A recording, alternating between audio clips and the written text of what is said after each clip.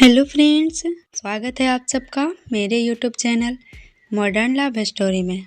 आप सुन रहे हैं I love you mister devil भाग 25। यार एक बात तय है, जिस वीडियो में मैं लाइक करने के लिए नहीं बोलती, आप सबके लाइक बहुत कम है। कहानी तो आप लोग पूरे मज़े के साथ भरपूर सुनते हो, लेकिन लाइक बिना लाइक किए ही चले जाते हो। So bad person. तो प्लीज़ आप लोग लाइक कर दिया कीजिए यार। और हाँ, जिनके लाइक और कमेंट्स आते हैं वो मेरे दिल में बसते हैं। So thank you. चलिए आगे स्टार्ट करते हैं। आपने अब तक सुना, ईशा को बचाने में शातिर की देहांत हो जाती है। रुद्र ईशा को लेकर सीमा के हॉस्पिटल में आता है। ईशा बेहोश होती है। उसे एक अजनबी औरत ब्लड देती है। ब्लड चढ़ने के बाद रुद्र, ललिता और लिया ईशा के पास होते हैं तो सीमा उन्हें जाने के लिए बोल देती है। अब आगे। सुबह के 6 बज चुके थे। सूरज अब मुस्कुराने लगा था और अपनी लालिमा की चादर में लिपटे हुए बाहर आ रहा था। चिड़िया की चहचहाहट अपने मधुर स्वर में जैसे सूरज रूपी दुल्हन का स्वागत कर रही हो। शातिर का पार्थिव शरीर वहां से जा चुका था और उसके साथ सभी जा चुके थे। उसके जनाजे में वसीम और सारंग ने ढेर सारी तैयारी की थी।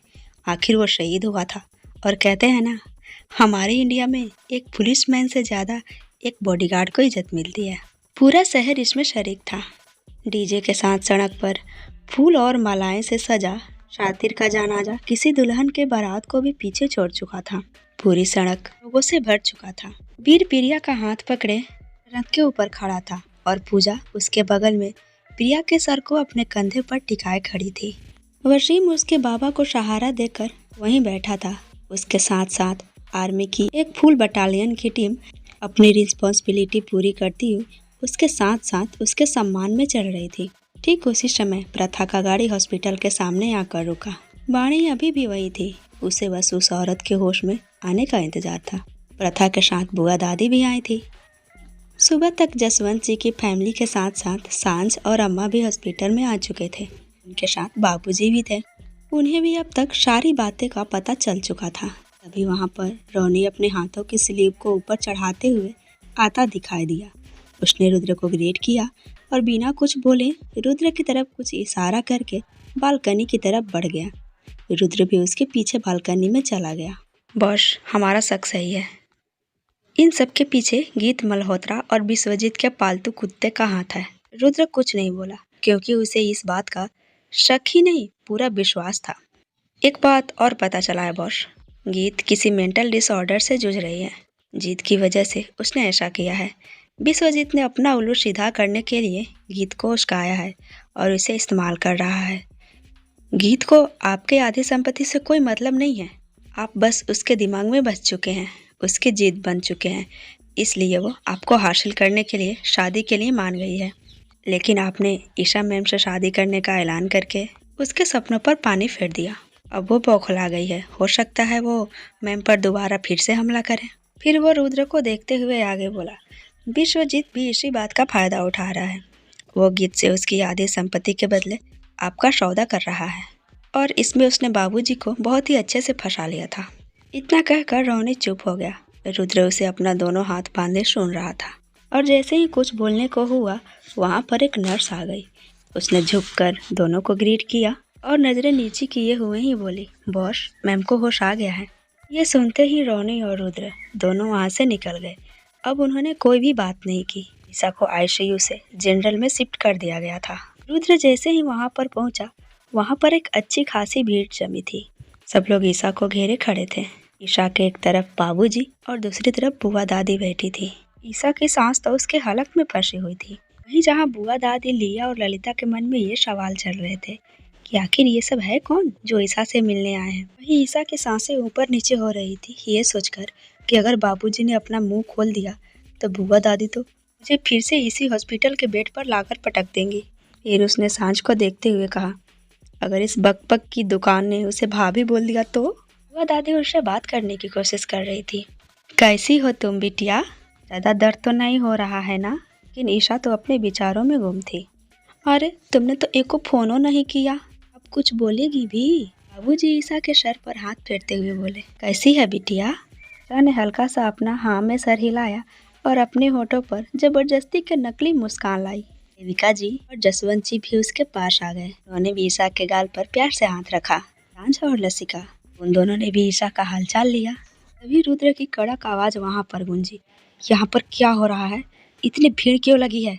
रुद्र की कड़क आवाज उस वार्ड में गूंज गई। सभी लोग एकदम से किनारे हो गए और एक एक करके घर की तरफ जाने लगे। तभी बुआ दादी अपनी छड़ी के सहारे खड़ी हो गई और रुद्र के सामने आकर अपना एक हाथ कमर पर रखते हुए बोली, तुम कौन हो और तुम्हारी हिम्मत कैसे हुई इतना चिल्लाकर बात करने की?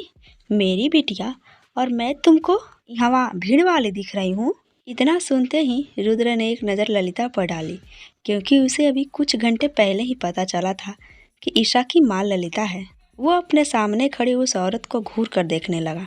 अब तो ईशा के माथे पर पसीना की बूंदें चूं-चूं आने लगी।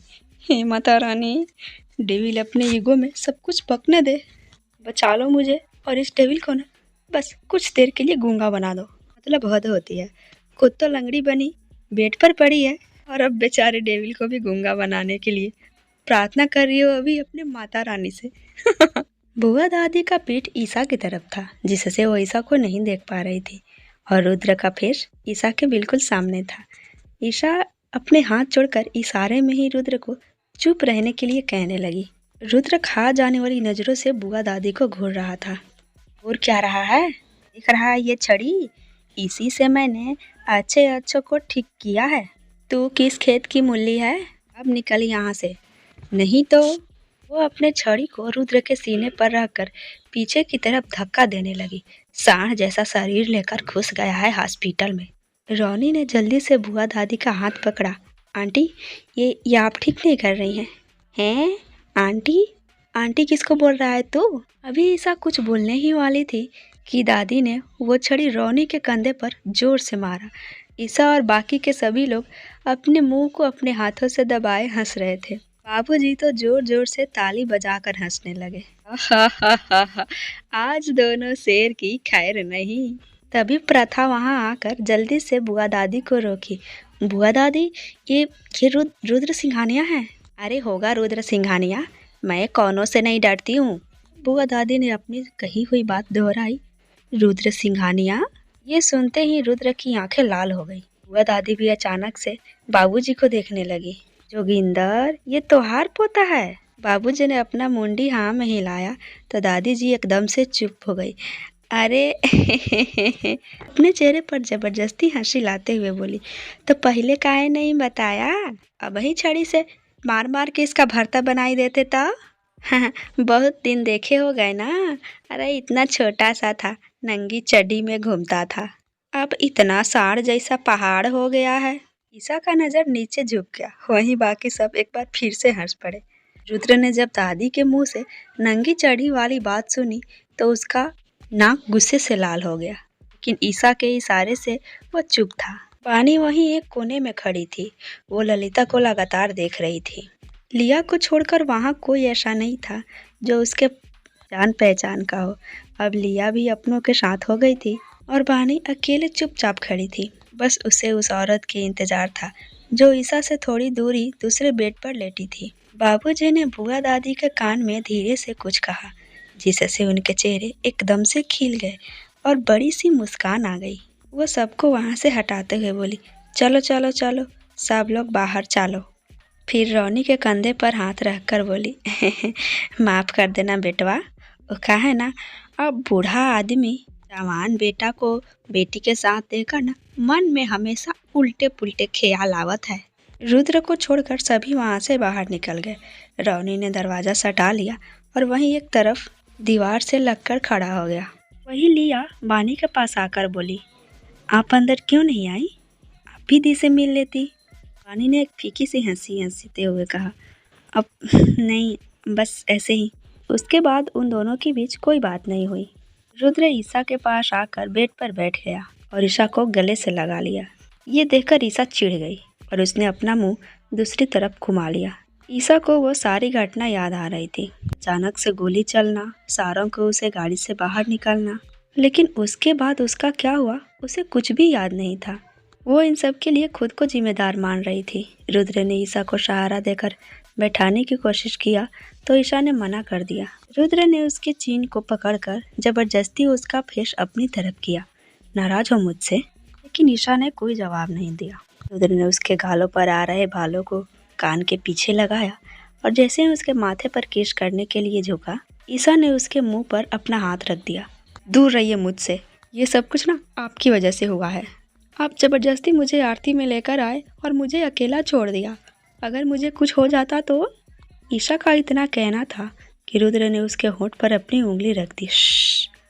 चुप, बिल्कुल चुप, और खबरदार इसके आगे इस तरह की बात की तो।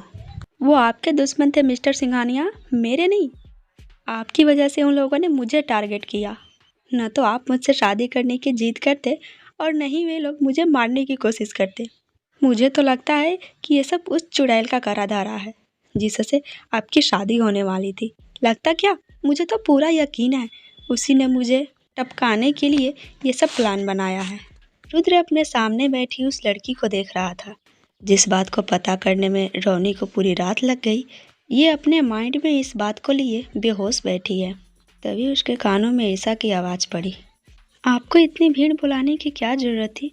छोटे पापा, छोटी माँ, लसिका, सांझ, अम्मा, अगर बुआ दादी इन सब के बारे में पूछ लेती तो मैं क्या करती? तो मैं हूँ ना, मैं बता देता कि हम शादी करने वाले हैं। हा, फेरी फनी, हम शादी करने वाले हैं और मैं आपकी जान ले लेती। रुद्र थोड़ा सा मुस्कुराते हुए बोला, लो तो सही, हम तो कब से तैयार बैठे हैं। कितने बेशर्म हैं आप, छी। तभी दरवाजे पर दस्तक हुई और रोनी अंदर आया। उसका सर थोड़ा सा झुका था और नजरें जमीन चूम रही थी। बॉस, वसीम का फ़ोन आया है, सारी तैयारी हो गई है, आप वहाँ चलेंगे? रुद्र अपने शर्ट को ठीक करते हुए खड़ा हो गया। मैं आता हूँ। जब मैं वापस आऊँगा तो हम यहाँ से चलेंगे। कहाँ चलेंगे? मैं आपके साथ कहीं नहीं जाऊँगी, मैं सीधे अपने घर जाऊँगी। तुम यहाँ से सीधे रूम मेंशन चलोगी। That's final. ईशा ने मुंह बनाते हुए बोला, नो, मैं रूम मेंशन नहीं जाऊँगी। और मैं अपने घर वालों को क्या कहूँगी? मैंने तुम्हारी माँ को बता दिया है। रुद्र ईशा का मुंह बंद करने के लिए ये बात छेड़ दी। क्या बता दिया आपने? ईशा अपनी आंखें चौड़ी करके रुद्र को देखने लगी। यही कि हम दोनों शादी करने वाले हैं। रुद्र लापरवाही से बोला। व्हाट? आप ऐसा कैसे कर सकते हैं? रुद्र, पर मैं ऐसा कर चुका हूँ। ईशा, तो आप भी मेरी बात अपने दोनों कान के ढक्कन हटाकर अच्छे से सुन लीजिए और अपने इस सनकी से दिमाग में बिठा लीजिए। मैं आपके घर नहीं जाऊंगी, मतलब नहीं जाऊंगी, और आपसे शादी भी नहीं करूंगी। और आपको वो वीडियो पुलिस में देनी है ना, दे दीजिए। मैं रह लूँगी जेल में, 10 साल क्या 20 साल, अपनी पूरी जवानी मैं जेल में बिता लूँगी, लेकिन आपके साथ नहीं। आपके साथ रहने से तो अच्छा है मैं उस जेल में ही सड़ूँ। हमेशा मुझ पर ऑर्डर झाड़ते रहेंगे। अभी ईशा की नॉन स्टॉप बातें चल ही रही थी कि रोनी का फ़ोन दोबारा से बजने लगा। बॉस, वसीम का फ़ोन है, क्या बोलूँ? तुम चलो, मैं आ रहा हूँ। आप दोनों कहाँ जा रहे हैं? ईशा ने उत्सुकता से पूछा। ईशा की बात सुनकर रोनी के कदम रुक गए। रुद्र ने ईशा को बहलाना चाहा, लेकिन तब तक देर हो चुकी थी। रोनी बोल चुका था, हम शातिर के अंतिम संस्कार में जा रहे हैं। रुद्र ने कसकर अपनी आंखें बंद कर ली। कौन शातिर? ईशा ने पूछा। जब रोनी को अपनी गलती का एहसास हुआ तब तक बहुत देर हो चुकी थी। कौन शातिर, बताइए ना? ईशा ने एक हाथ से रुद्र का हाथ हिलाते हुए पूछा। रुद्र ने एक गहरी सांस ली और बोला, वो तुम्हारे साथ था, बॉडीगार्ड था। रुद्र का इतना कहना था कि ईशा का हाथ रुद्र के हाथ से छूट गया और उसे वापस से वो सब याद आने लगा। आपकी वजह से उस शातिर की जान चली गई। आपको सच में दया नहीं आती ना? आप सच में पत्थर दिल इंसान हैं। इतने पैसे कमाने के चक्कर में आपको पता भी है आपने उसका परिवार उजाड़ दिया।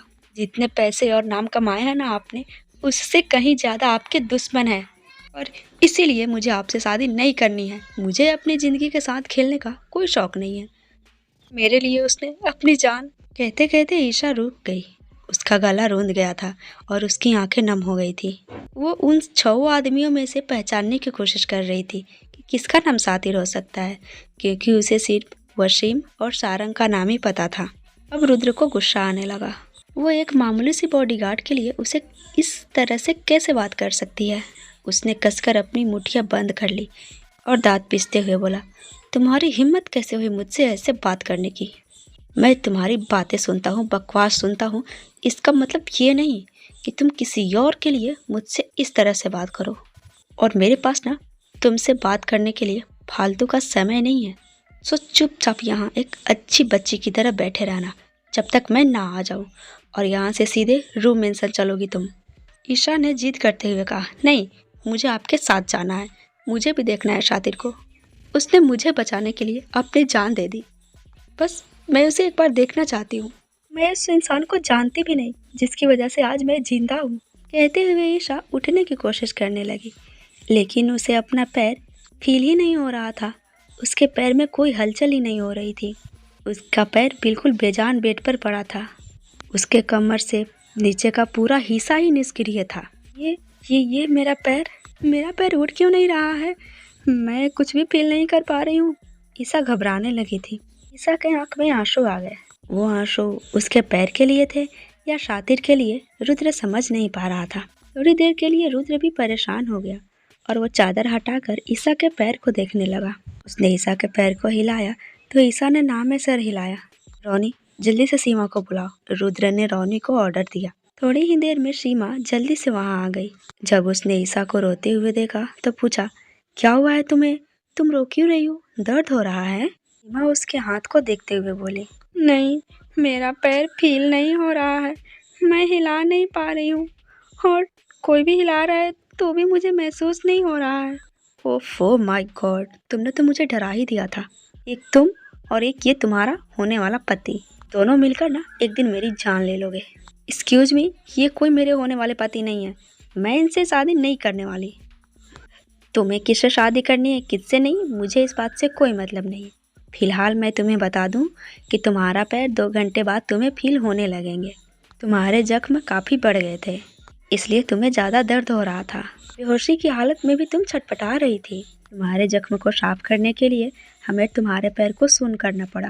ओके, अब रोना बंद करो और आराम करो। नहीं, मुझे आराम नहीं करना, मुझे भी शातिर के अंतिम संस्कार में जाना है। सीमा, तुम नहीं जा सकती, तुम्हारी तबीयत अभी ठीक नहीं है। रुद्र ने भी ईशा को डांटते हुए कहा, चुपचाप शांति से बैठो यहाँ, मैं भी थोड़ी देर में आ रहा हूँ। ईशा, नहीं, मुझे भी चलना है। अगर आप मुझे अपने साथ नहीं ले गए ना तो मैं अपने आप को नुकसान पहुँचा लूँगी। मैं अपना जीप ना निकाल दूँगी। कहते हुए ईशा अपने एक हाथ से दूसरे हाथ में लगी जीप निकालने लगी। सीमा और रुद्र दोनों ने एक साथ उसका हाथ पकड़ लिया। रुद्र ने सीमा को देखा। उसे समझ आ गया था कि अब ईशा अपने जीत पर आ गई है और ये नहीं मानेगी। रोनी मन में हंसता हुआ उस लड़की को देख रहा था जिसे उसके बॉस की कमजोरी अच्छे से पता चल गया था और वो इसका भरपूर फायदा उठा रही थी। ईशा को भी पता था रुद्र उसे तकलीफ में नहीं देख सकता है, इसीलिए उसने अपने आप को नुकसान पहुंचाने की बात की थी। रुद्र ने बेचारगी वाली नज़र सीमा पर डाली। मैं कुछ कहती हूँ, कहते हुए सीमा वहाँ से चली गई और थोड़ी देर बाद एक व्हील चेयर लेकर आई। उस व्हील चेयर पर एक सिंगल सोफे वाला गधा था। व्हील चेयर के साथ एक नर्स भी थी। ये भी तुम्हारे साथ जाएंगी और अब कोई नौटंकी नहीं, आराम से जाना और चुपचाप वापस आना। ईशा मन ही मन खुश होते हुए बोली, एक बार मुझे निकलने तो दो यहाँ से, फिर मैं इस डेविल से इतनी दूर जाऊंगी कि ये मुझे ढूंढ भी नहीं पाएगा। रुद्र ने ईशा को गोद में उठाया और आराम से व्हील चेयर पर बिठा दिया। नर्स उसके साथ साथ उसके पानी का बोतल लेकर चलने लगी। रुद्र और ईशा की सभी फैमिली एक वीआईपी वार्ड में शिफ्ट हो गए थे। सभी लोग बैठकर बातें कर रहे थे कि तभी बातों ही बातों में जसवंत जी ने बताया, अच्छा ठीक है, आप सब लोग बातें कीजिए, मैं जरा आता हूँ। कहाँ जा रहे हैं आप? देवकी जी ने अचानक से पूछ लिया।